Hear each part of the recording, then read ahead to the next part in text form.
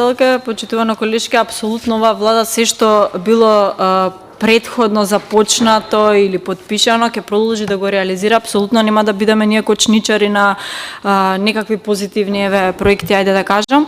По однос на образованието, бидејќи се осврнав токму на тоа, можам да кажам дека апсолутно една од приоритетните работи на оваа влада е и образованието, бидејќи без едно здраво образование на здрави нозе нема да може да застанеме како држава. Почнавме од тоа што книгите не беа предходно обезбедени, работиме и сработивме, книгите се обезбедени. Апсолутно најголем дел од инвестициите во општините имаме токму и во делот на образовната инфраструктура, а во делот на субвенциониран студентски оброк, јас само бидејќи излева многу информации во јавноста за прекинато право на субвенциониран студентски оброк, важно е да се знае дека истото се должи на неажурност на факултетите кои што не ги доставиле навремено до Министерството за образование и наука и МОН излезе со официјално соопштение дека ќе биде даден дополнителен рок за да и оние студенти кои што им било прекинато правото да може да се пријават дополнително за да